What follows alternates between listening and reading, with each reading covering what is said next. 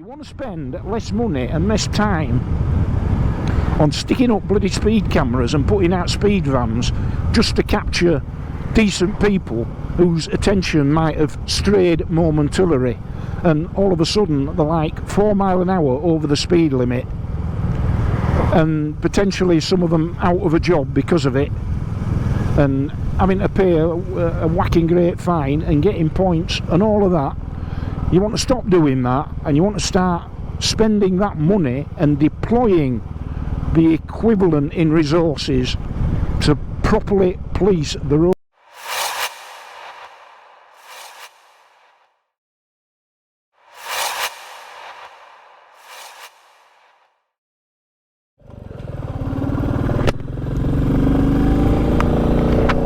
Hey up! Woohoo! Welcome or welcome back. Now then, fair warning, I've proper got me ranting head on. Hey! So if you don't want to hear a bit of Bingley Wheeler wisdom,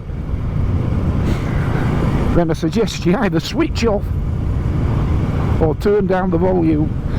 Hey! Oh, let's just get this here dangerous crossroads out of the way before I start. This here road in front of us, the longest, straightest road in the world, always been de-restricted, 60 mile an hour. And within the last few weeks, they've made it 40. I kid you not. Have a look at this here road now. This was 60 mile an hour, and you'll see why. See that road? Look at that. Alright, granted, there's RAF Menwith Hill there, that's never been an issue previously, but otherwise there's 4/5 of Sweet Fanny Adams, nothing. Look at it. If ever there were a 60 mile an hour road, it'd be this one. No, 40 mile an hour. Stop dicking about. Bell ends. Speaking of bell ends, it's funny how little things can wind you up, how the most insignificant of traits in fellow humans, particularly fellow bikers, can really get on your tits. Hey, out of all proportion. But back there in Otley, I was just pulling away from the lights just before the bridge, and waiting opposite there's a fella on a new BMW R1300 GS Adventure. BMW R1300 GS Adventure, you know it, the two-wheeled breeze block, or for my American friends, the two-wheeled cinder block. Aye, there, resplendent as he was, head to foot, in his rucker gear. And I locked eyes with him, and he locked eyes with me as I set off, and I gave him the convivial, we're all part of one two-wheeled family wave, and all I got back were a withering stare, a disparaging stare. We were mortally offended, weren't we, Norman? We were mortally offended by Mr. Rucker on his £25,000 bike not deigning to return a wave to a fellow motorcyclist just because I'm on this beautiful little Royal Enfield Classic 350. Hey, and don't anybody be jumping into comments and trying to say, well, he might have been distracted, he might not have seen you, his arm might have paralysed, he might have lapsed into a catatonic trance. I don't want to hear any of that bullshit, because one thing 30 years of coppering on the streets of this here bloody county, this here often lawless and dangerous county, one thing that it's taught me is when to know that somebody's clocked me, and he had seen me, and as far as I'm concerned made an objective decision that it wasn't worth acknowledging somebody on a little Royal Enfield Classic 350 when he sat upon his 25 grand GS Adventure. Now then, One thing I like to do on this channel from time to time is to give a big shout out to other smaller, nascent, sort of developing YouTube channels that I particularly like. Ones that are sort of similar size to mine, maybe a bit smaller, maybe a little bit bigger, but round about that ballpark. Not the big hitters, not yet. So I'd just like to give a shout out, big shout out to Sean, Mindful Motorcyclist. Cracking channel that, go check it out, Sean. And particularly enjoyed recently, Sean, when you bought that old Triumph Rocket 3, and I had an old Triumph Rocket 3, and you did a lot of work on it.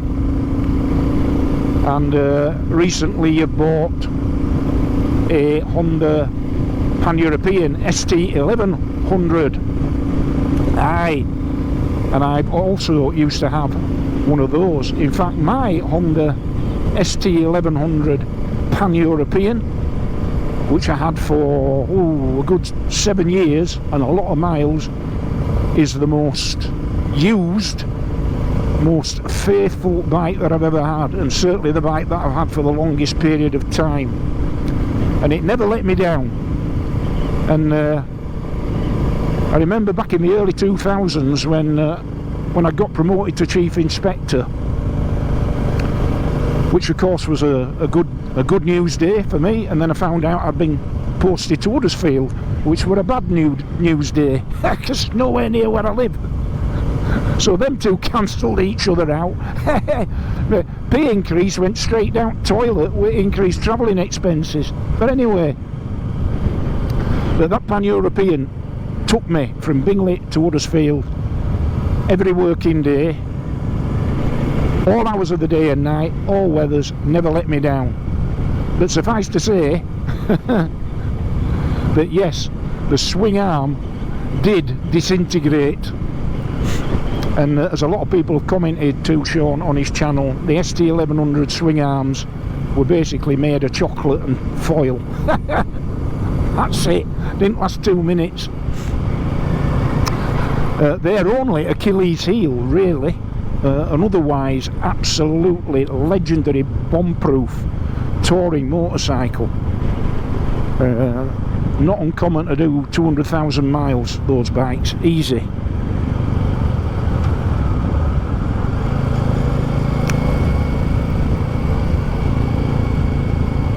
Now, the other thing that Sean mentioned is that the earlier models, and mine was a K registered 1993, had a fairly weak alternator, and I found that out too because I put 2 auxiliary spotlights on my Pan, and it killed the battery. It couldn't match the demand. It couldn't keep up with the draw, the current. It was too much for the alternator. And the bike, if I turned the auxiliary spotlights on, the bike just used to die. But from 1995 onwards, as Sean pointed out, they had an upgraded alternator. Aye, and if you want to know the other way, telling the difference between the earlier Pan-Europeans and the ST1100 sort of revamped, slightly upgraded models, is if you look at the handlebars on the early Pan-Europeans pre-95, they've got a dip in the plastic shroud on the handlebar mount, and on the later models it's less of a dip, it's almost straight across is the plastic cover on this part of the handlebar. A little village called Summerbridge here. So that's how you tell them apart, if you can't tell by any other means. Tip of the day, folks. But yeah, that was a very faithful, loyal bike to me. I put many thousands of miles on that bike, both to and from work every day, and also had some quite big tours on that bike. South Coast, Scotland, back in the day. Aye, I'm going back bloody 25 years or more. But what I did see, looking through eBay the other day, because I had a mind of doing a similar thing to what Sean's done. I'm not buying one in need of quite so much work as the one that he got, but I'm looking at sort of what I might be able to pick up for around 1,500 quid. And there's a few ST1100s, more of a sort of nostalgia thing, but as a bit of a winter project, if you like. A bit of a winter project to mint up an ST1100. But while I was looking, I saw that there's up for sale, and it's local to me. An H registered, 1990, so one of the very first ST1100 Pan-Europeans with just 12,000 mile on the clock, split mint bike. Beautiful, beautiful thing. 35-year-old bike with 12,000 miles on the clock, and it were in exactly the same colour as my ST1100, that lovely dark sort of red, dark cherry, dark maroon, whatever you want to call it, one of the early colours that it came out in, that bike. And it just brought some interesting memories back, shall we say. But it was just a bit strong, £2,600, a bit strong even for a mint one. That I don't think it'll go for that. If it's still up for sale when I upload this video, I'll put a picture on. Yeah, for a minute I was tempted. I thought, ooh, should I, shouldn't I? But again, even with only 12,600 mile on the clock, it's not beyond the bounds of possibilities that the swing arm's shot. But I wouldn't have thought so. Yeah. Cracking bikes. Of course, last year I had the Honda ST1300 Pan-European. No issues there with the swing arm at all, and a near perfect bike if you're wanting a big heavyweight tourer. That as good as it gets, you know. There's three uber reliable, uber well built, what we call full dress tourers, big touring motorcycles. There's three for me that stand out. Suzuki never made one, so they're out, but the other three are Japanese, and I'm not including anything from Ducati or BMW, and really not from Triumph. I know Triumph had the Triumph Trophy for a period, but all three of those bikes, reliability issues. All three of those manufacturers, they have issues with the big tourers. But the ones to my mind, ST1300 Pan-European, Kawasaki GTR 1400 and the Yamaha FJR 1300. And really, it don't matter how old one of them you get. The ST1300 Pan-European came out in 2002, but it don't matter pretty much how old they are or however many miles there are on, providing it's been well maintained. Just go on forever, any one of those three bikes.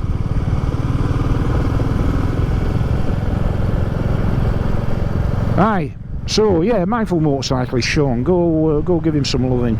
Be very interested to see what progress he makes with that Pan-European that he's got, and whether or not the swing arm's on its way out.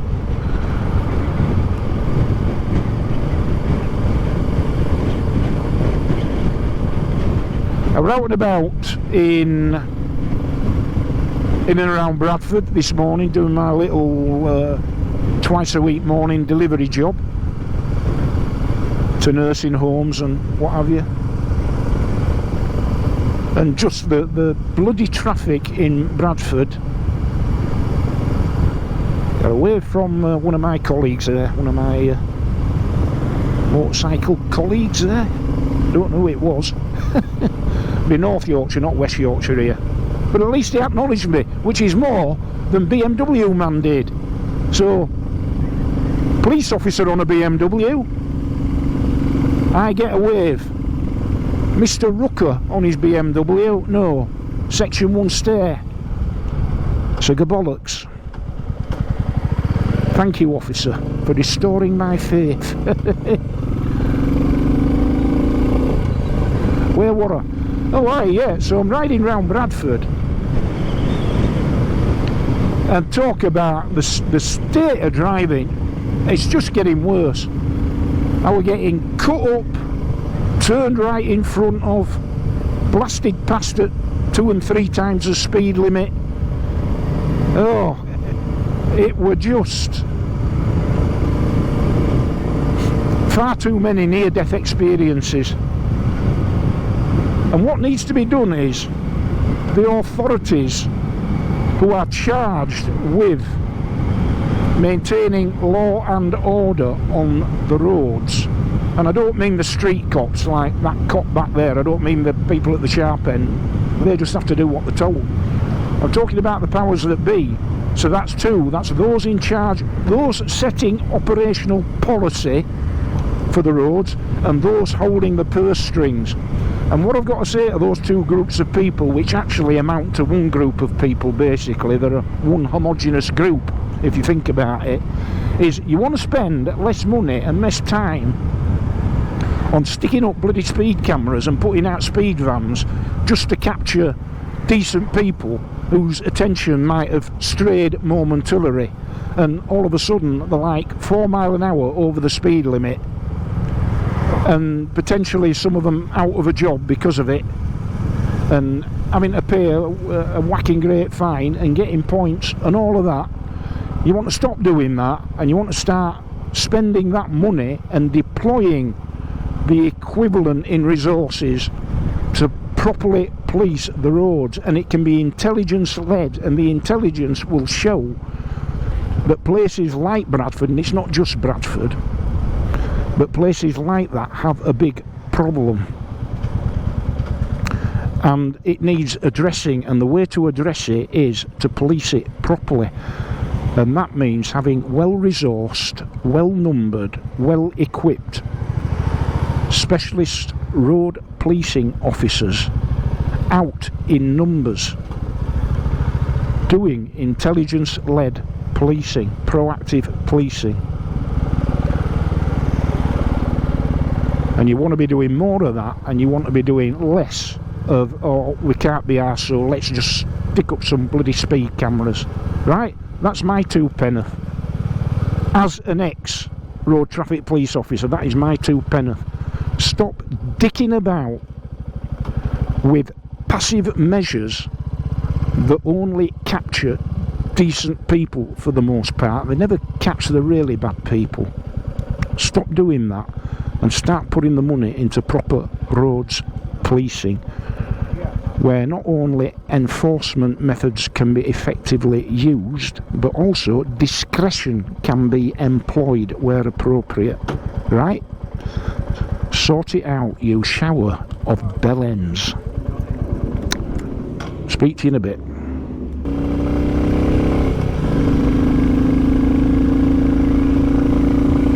Right, so very pleasant encounter and exchange back there at the bridge with a subscriber of mine, Don from Doncaster, and another 30-year served police officer, so a colleague as well, obviously from the South Yorkshire force, but not a million miles from the West Yorkshire border, Doncaster. So great chatting with you, Don. Thank you for your kind words. Thank you for being a subscriber. I really appreciate it. And ride safe on that beautiful BMW R1150 RT, which looks absolutely superb. And which has had the ABS module bypassed. Anybody that knows about those bikes will know why I've said that. Aye, super duper. So that be it for today. Well, just another rant, and I mean, what I wasn't really intending coming out for a ride, which is probably why it's not been quite as visually spectacular as I like it to be. But the beauty of this process is it's cathartic for me, and I know from the feedback that a lot of you like to hear it. So whatever you like to hear it, I'll keep delivering it. Hey, and like I say, if you ever get bored of it, just turn the volume down. Aye, so with that, I'm going to wish you safe riding. I am, of course, going to implore you to subscribe if you're not already subscribed, because that's all I want by way of return for all this content that I put out. I just want subscribers. I don't ask people for Patreon contributions. I don't have a Patreon. I don't ask people for channel membership. I don't have channel membership. If you want to buy me a coffee, there's a super thanks button, but you know, that's up to you. But please, what really would make me happy is for you to help me grow this channel by subscribing. So until the next time, and in the meantime, ride safe, be kind, and I'll see thee.